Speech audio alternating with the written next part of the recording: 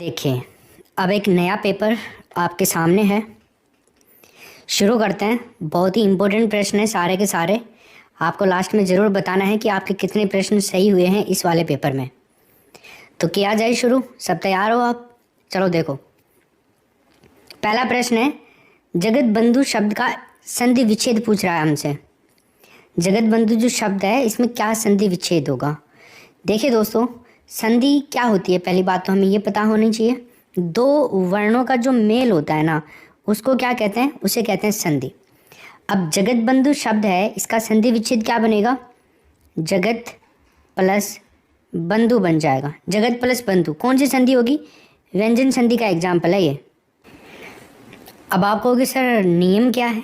तो देखो, एक तरफ अगर तय आ जाए और एक तरफ बै आ जाए तो है ना, होता क्या है, ये जो तय है ना इसका दय हो जाता है।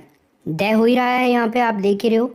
जगत प्लस बंधु, तो ये दय हो गया यहाँ पे, देखो जगत बंधु। समझ गए? तय के बाद में गे घे दय ध बै भै ये रे वै, ये सब आ जाए ना तो तय का दय हो जाता है। ठीक है, चलो आगे देखते हैं। क्वेश्चन संख्या नंबर 2 बताइए, यथा समय के अंदर कौन सा समास है? एक शब्द दे रखा है आपके सामने, यथा समय। क्या पूछ रहा है? समास पूछ रहा है। तो बता दीजिए कौन सा समास है यथा समय के अंदर? तत्पुरुष है, अव्ययभाव है, कर्मधारय है, या तो फिर बहुब्रीहि समास है।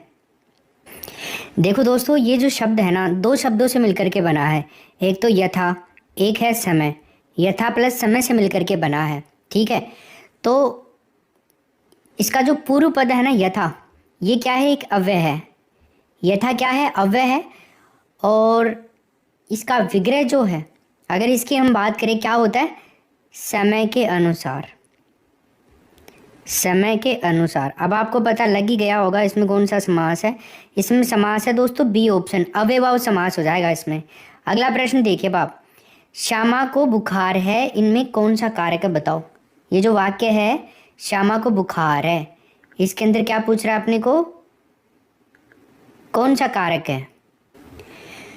देखो, इसके अंदर है कर्म कारक, बी ऑप्शन हो जाएगा। कर्म कारक जो विभक्ति होती है ना, वो होती है को।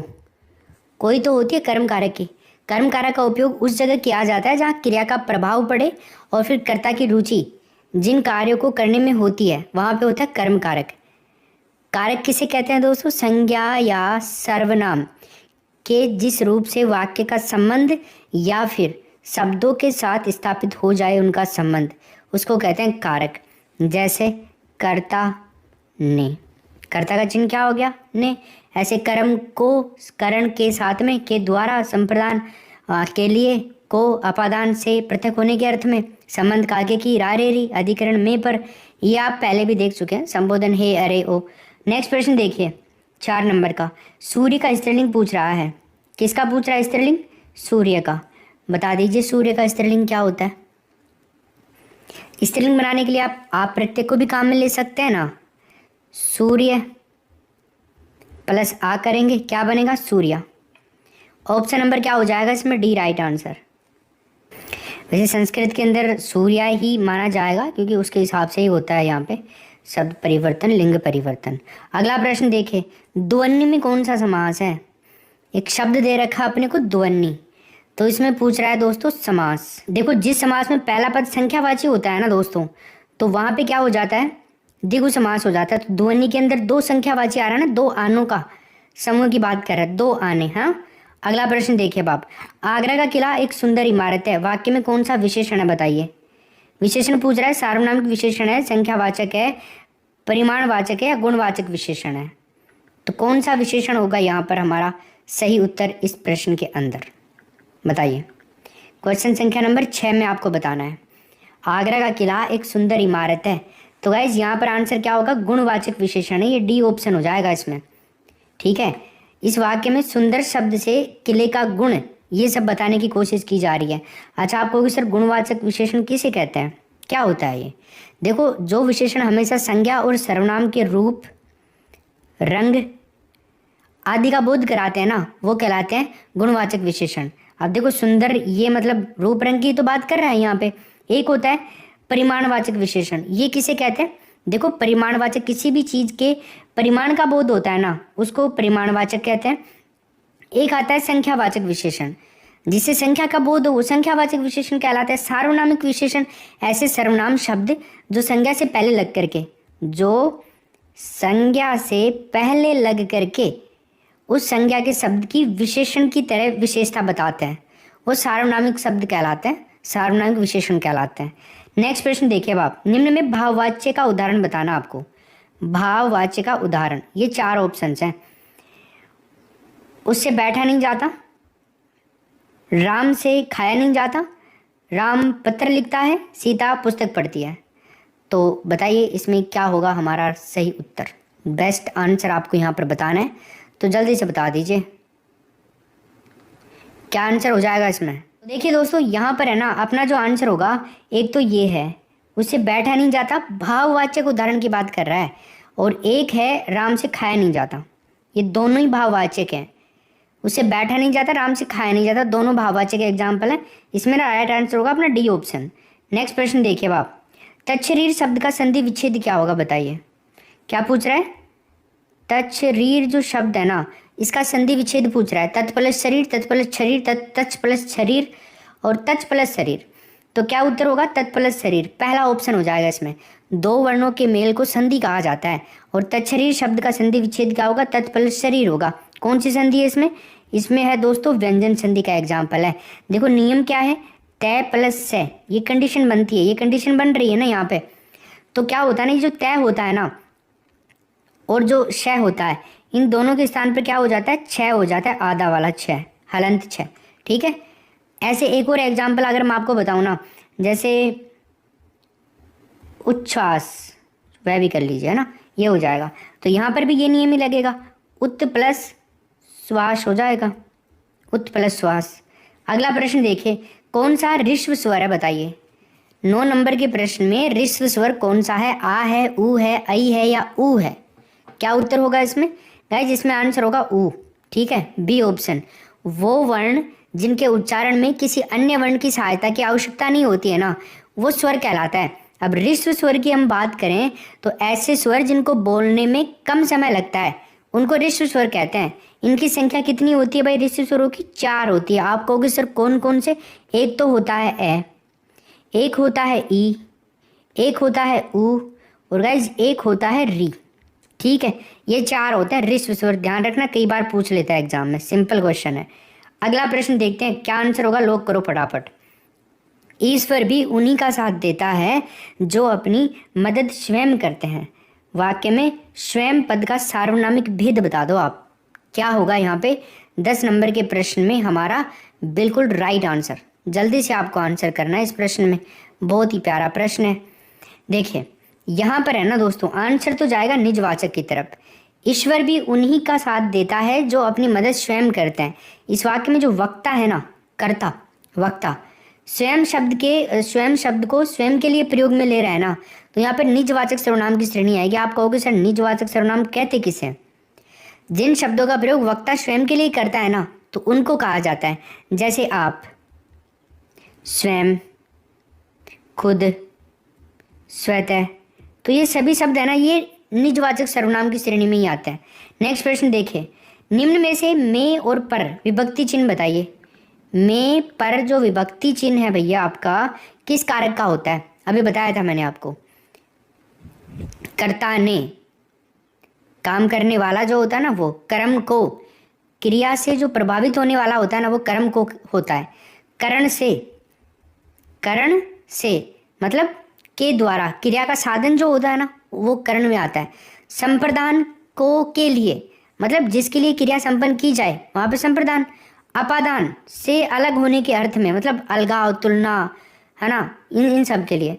संबंध की बात करें तो संबंध होता है का, के, की, ना, ने, नी, रा, रे, री। अन्य पदों से पारस्परिक संबंध की बात होती है यहाँ पे। अधिकरण की बात करें तो में पर क्रिया का आधार, स्थान, समय, अवसर आदि का जो बोधक होता है ना, तो यहाँ पर आंसर क्या होगा आपका? अधिकरण कारक, तीसरा ऑप्शन। ठीक है। अगला प्रश्न देखिए, निम्न में से भविष्यत काल का उपभेद नहीं है बताइए। देखें कौन सा नहीं है यहाँ पे भविष्यत काल का उपभेद? क्या हो जाएगा? आपको पता है भविष्यत काल के उपभेद कितने होते हैं? 4 होते हैं। अब आप यहाँ से बता दीजिए मेरे को, फिर मैं बता दूंगा आपको क्या आंसर हो जाएगा इस प्रश्न के अंदर हमारा राइट। जल्दी से कर दो। बढ़िया। तो देखिए दोस्तों 12 नंबर का जो प्रश्न है ना, इसमें आंसर आएगा बी ऑप्शन, संदिग्ध भविष्यत काल, बी ऑप्शन हो जाएगा। अब आप कहोगे सर कौन कौन से होते हैं? देखो एक तो होता है सामान्य भविष्यत काल, ठीक है, एक होता है संभाव्य भविष्यत काल और एक होता है आज्ञार्थक भविष्यत काल। एक कौन सा होता है? एक होता है हेतुमत भविष्यत काल, ये चौथा हो गया। ऐसे करके 4 होते हैं। अगला प्रश्न देखिए, निम्न में से पुल्लिंग शब्द का चयन करना है आपको। यहाँ पे गंगा है, सरस्वती है, यमुना है या सिंधु है, बताओ कौन सा है पुल्लिंग। पहली बात तो लिंग किसे कहते हैं? लिंग शब्द के जिस रूप से किसी व्यक्ति, वस्तु, इन सब की पुरुष जाति का बोध होता है ना, स्त्री जाति का बोध होता है ना, पुरुष हो स्त्री हो, तो इन सब के होने का ज्ञान जो होता है उसको लिंग कहते हैं। अब एक तो होता है पुल्लिंग, एक होता है स्त्रीलिंग। तो पुल्लिंग किनको कहेंगे? वो शब्द जिस रूप में किसी व्यक्ति, वस्तु आदि के पुरुष जाति का बोध हो, ठीक है, और स्त्रीलिंग में स्त्री जाति का बोध हो, उसको स्त्रीलिंग कहेंगे।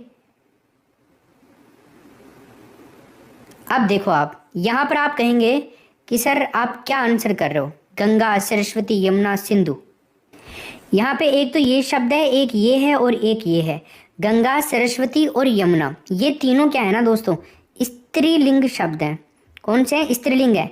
सिंधु की बात करें, लेकिन कुछ अपवाद के रूप में सिंधु हो गई, ब्रह्मपुत्र हो गई, ये नदियां ना पुल्लिंग में आती हैं। वैसे नदियों के नाम है ना स्त्रीलिंग में आते हैं, लेकिन कुछ अपवाद स्वरूप नदियां हैं, वो आप लिख सकते हो। इस तरह से प्रश्न बना के आ सकता है। एक तो सिंधु हो गई है और एक ब्रह्मपुत्र हो गई है। क्लियर है भाई? आगे चलते हैं। अगला क्वेश्चन देखिए बाप, निम्नलिखित में से दिए हुए शब्दों में से एक वचन शब्द कौन सा नहीं है, बताइए। एक वचन शब्द कौन सा नहीं है? जनता, पुलिस, सेना या इनमें से कोई भी नहीं। क्या उत्तर होगा हमारा इस प्रश्न के अंदर? राइट आंसर, जल्दी कीजिए। बढ़िया। तो देखो यहाँ पर है ना दोस्तों, अपना जो सही उत्तर होगा, क्या पूछ रहा है? एक वचन शब्द कौन सा है? देखो वचन किसे कहते हैं? वचन वो विकारी शब्द होते हैं जिसमें किसी वस्तु या पदार्थ की संख्या का बोध होता है ना। तो वचन 2 प्रकार के होते हैं, एक तो एक वचन होता है और एक बहुवचन होता है, ठीक है। एक वचन किसे कहते हैं? जिन शब्दों से किसी वस्तु या फिर पदार्थ की एक संख्या का बोध होता है ना, वो एक वचन कहलाते हैं। ज़्यादा का होता है एक से ज़्यादा, वो बहुवचन में आते हैं। अब जैसे जनता, पुलिस, सेना, ये वाले हो जाएंगे। तो देखिए वैसे तो ये सारे के सारे हैं ना एक वचन के ही हैं, ये सारे के सारे रूप। पुलिस एक वचन में पुलिस ही रहता है, ये बहुवचन में भी पुलिस ही रहता है। तो प्रश्न में देखो थोड़ी सी मिस्टेक है, एक वचन शब्द कौन सा नहीं है। ये तो सारे ही एक वचन में आएंगे वैसे तो यहाँ पर हम देखें इनमें से कोई नहीं, इनमें से सभी होना चाहिए था यहाँ पे। अगला प्रश्न देखिए, निम्न में से अंकुश का समानार्थी नहीं है, बताइए। अंकुश जो शब्द है ना, इसका समानार्थी कौन सा नहीं है? नियंत्रण, काबू, दबाव और नतीजा। देखो नियंत्रण अंकुश लगाना, काबू पाना, दबाव पाना, ठीक है। नतीजा ये एक अलग चीज है, नतीजा। अंकुश का समानार्थी नतीजा नहीं है, इसमें डी ऑप्शन हो जाएगा, ये परिणाम की बात करती है। अंकुश, काबू, दबाव, नियंत्रण, निरोध, शेक, शासन, संयमन, है ना, ये सारे होते हैं इसके समानार्थी। नतीजा जो है ना, इसका अगर आपको समानार्थी पूछे तो फल, परिणाम, फल होता है, परिणाम होता है, अंजाम होता है, ठीक है ना भाई। अगला प्रश्न देखिए आप 16 नंबर का, दिए गए शब्द का विलोम शब्द चुनना है।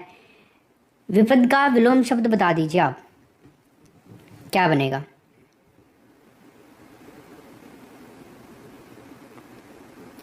देखो विलोम का मतलब क्या होता है? उल्टा।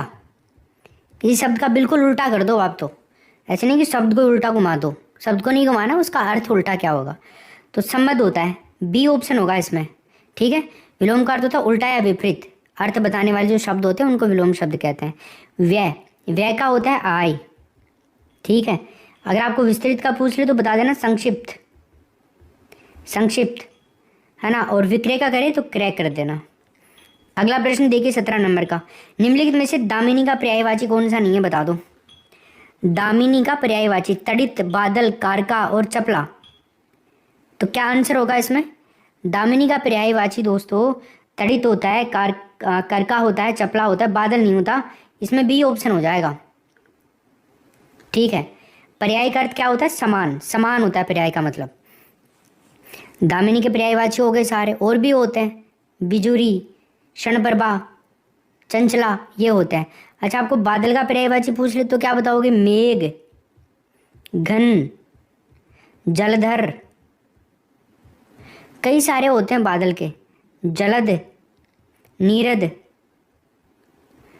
पयोद, पयोधर, है ना, धराधर, वारिधर, कई सारे होते हैं। अगला देखिए, दिए गए रिक्त स्थान में उपयुक्त पर्यायवाची शब्द का चयन करना है।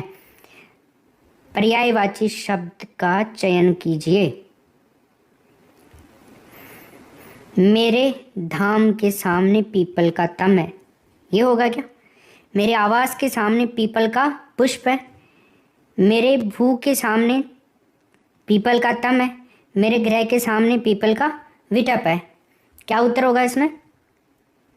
देखो, ग्रह जो होता है ना, ग्रह, उसके पर्यायवाची होते हैं घर, निकेतन, भव, आलय, निवास, गेह, सदन। यहाँ पे ग्रह हो जाएगा।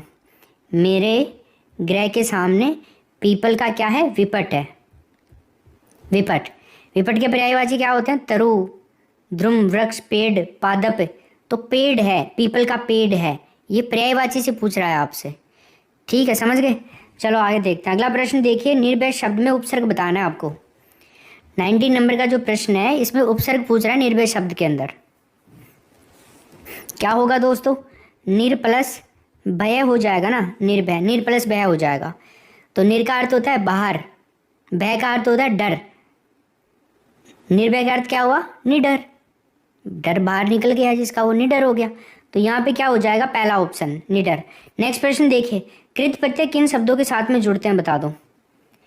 कृत प्रत्यय जो होते हैं ना, कौन से शब्दों के साथ में जुड़ते हैं? क्रिया, संज्ञा, सर्वनाम या विशेषण। देखो, जो शब्दांश शब्दों के अंत में लग करके उनके अर्थ को बदल देते हैं ना, वो तो कहलाते हैं प्रत्यय। समझ गए? अब कृत प्रत्यय, तो कृत प्रत्यय क्रिया शब्दों के साथ में जुड़ते हैं। वे प्रत्यय जो धातु में जोड़े जाते हैं कृत प्रत्यय कहलाते हैं। अब कृत प्रत्यय से जो शब्द बनते हैं ना दोस्तों, उनको कहा जाता है कृदंत। क्या कहा जाता है? कृदंत कहा जाता है। जैसे मैं आपसे बात करूं, एक लेख शब्द मैंने दे दिया आपको, लेख प्लस अक, क्या हो गया? लेखक। ये कृदंत शब्द हो गया है, लेखक हो गया। ठीक है, यहाँ अक प्रत्यय जो है ये लेखक कृदंत शब्द हो गया है। तो यहाँ पे क्रिया हो जाएगा पहला ऑप्शन। ठीक है, अब देखो आगे 10 प्रश्न आएंगे ना, इनमें से कुछ तो आपके किए हुए भी हैं इनमें से, तो देखते हैं आप कितने सही करते हो उनमें। तो निम्न में से तत्सम शब्द के बारे में आप, काट है, दुग्ध है या काम है, बताइए कौन सा यहाँ पे तत्सम।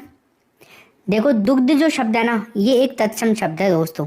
संस्कृत भाषा से आए हुए होते हैं ऐसे शब्द जो के त्यों प्रयुक्त होते हैं, तो तत्सम शब्द की श्रेणी में आते हैं। तो दुग्ध क्या है? तत्सम शब्द है। नेक्स्ट प्रश्न देखिए आप, इनमें से कौन सा शब्द तद्भव है बताओ। तद्भव यहाँ पर कौन सा शब्द है? मधुप है, भ्रमर है, मधुकर है, भंवरा है। दोस्तों, भंवरा जो है ना, ये एक तद्भव शब्द है। ठीक है, इसका तत्सम क्या होता है? भ्रमर। नेक्स्ट प्रश्न देखिए 23 नंबर का, मुद्री का तत्सम रूप क्या होगा बताओ। मुद्री, मुद्री, मुंदरी, मुद्रिका या मुद्रिका। क्या आंसर होगा दोस्तों? मुद्रिका। डी ऑप्शन हो जाएगा इसमें। मुद्री का तत्सम क्या होता है? मुद्रिका होता है। नेक्स्ट प्रश्न देखिए अब आप, मेंढक का तत्सम रूप क्या होगा बता दो 24 में। मेंढक तो आप सभी जानते हैं, इसका तत्सम रूप पूछ रहा है। बंदूक होता है, मुग्ध होता है, मंडूक होता है, मुष्टि होता है।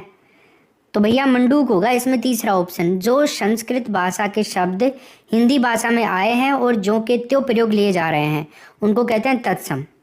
नेक्स्ट प्रश्न देखिए 25 नंबर का, तद्भव शब्द के बारे में बता दो बाप। तद्भव कौन सा है इनमें? अंधेरा, प्रकाश, रात्रि और चंद्र। तो गाइज यहाँ पर जो तद्भव होगा ना, वो होगा अंधेरा, नंबर 1 ऑप्शन हो जाएगा आपका इसमें। ठीक है, अंधेरा तद्भव शब्द है, प्रकाश, रात्रि, चंद्र ये सभी तत्सम है। निम्नलिखित शब्दों में से किसमें उपसर्ग का निर्देश अशुद्ध है बताइए। उपसर्ग मतलब कौन से वाले में गलत लगा हुआ है यहाँ पे। एक तरफ निम है, उत है, अध है, नी है। निम प्लस अजित, उत प्लस ग्रीव, अध प्लस सेरा, नी प्लस खरा। देखिए पहला ही ऑप्शन यहाँ पे गलत है। क्या बनेगा? निम प्लस अजित जो है ना, इससे बनता क्या है? ये जो रूप बना हुआ है हमारा यहाँ पर निमज्जित, ये निमज्जित नहीं होता है, ये गलत है। ये जो है ये बनता है नी प्लस मज। क्या होगा दोस्तों? नी प्लस मज, प्लस में कत प्रत्यय और लगाएंगे अपन इसमें, तब जाकर के ये रूप सही बनेगा निमज्जित। ठीक है, नेक्स्ट प्रश्न देखिए आप 27 नंबर का। निम्नलिखित में से किस शब्द में उपसर्ग का प्रयोग हुआ है? बताओ उपसर्ग का प्रयोग कौन से वाले में हुआ है? लिखाई, हानिकारक, उपकार और अपमान। सॉरी, अपमान नहीं है, अपनापन है। अपमान में तो हो जाएगा, अपनापन है यहाँ पे। तो देखो उप प्लस कार हो जाएगा, उप उपसर्ग है यहाँ पे। तीसरा ऑप्शन बिल्कुल सही उत्तर है इसका। अगला देखिए, ज्ञानू ने आधा लीटर दूध पी लिया, इसमें विशेषण बताओ। पहले भी तो पूछा था मैंने तुम्हें, तो अब तो गलत नहीं होना चाहिए ना कम से कम। परिमाणवाचक जो विशेषण शब्द संज्ञा शब्दों के परिणाम संबंधी विशेषता का बोध करवाते हैं ना, वो कराते हैं परिमाणवाचक विशेषण। अब ये विशेषण किसी वस्तु की मात्रा, नाप, तोल ये भी बताते हैं। तो जैसे 1 लीटर दूध लाओ, तो वहाँ पर परिमाणवाचक हो गया। इसमें ना तीसरा ऑप्शन हो जाएगा अपना। अगला प्रश्न देखिए आप 29 नंबर का। जो करेगा सो भरेगा। अब यहाँ पे क्या आंसर हो जाएगा? रेखांकित शब्द का मतलब क्या है? यहाँ पे क्रिया विशेषण है, संकेतवाचक सर्वनाम है, संबंधवाचक सर्वनाम है या गुणवाचक है? क्या होगा इसमें बता दो। तो दोस्तों देखो यहाँ पर है ना, अपना आंसर हो जाएगा संबंधवाचक सर्वनाम, तीसरा ऑप्शन। ठीक है, संबंधवाचक सर्वनाम होगा जो सर्वनाम शब्द वाक्य में आए दूसरे संज्ञा सर्वनाम शब्दों के संबंध बताते हैं ना, तो सर्वनाम कहलाते हैं। ठीक है, जो मेहनत करेगा वो फल पाएगा, तो ऐसा हो गया संबंधवाचक। नेक्स्ट प्रश्न देखिए, निम्नलिखित में से कौन सी भाववाचक संज्ञा है? बता दो। भाववाचक संज्ञा दोस्तों इनमें से कौन सी है? तो दोस्तों देखिए, भाववाचक संज्ञा जो है ना, भारत है, मित्रता है, लड़का है, लड़का है या पेड़ है। मित्रता जो है ना, ये एक भाववाचक संज्ञा है। दोस्तों या मित्रों में होने वाला पारस्परिक संबंध जो होता है ना, उसको मित्रता कहते हैं। मित्र होने की अवस्था धर्म या भाव हो सकता है, तो मित्रता एक भाववाचक संज्ञा है। समझ गए? ओके, बहुत अच्छा। मज़ा आया? आ रहा है मज़ा? बढ़िया, ठीक है, चलो थैंक यू। लाइक और शेयर का बटन तो दबा दो, लाइक एंड शेयर ज़रूर करिएगा।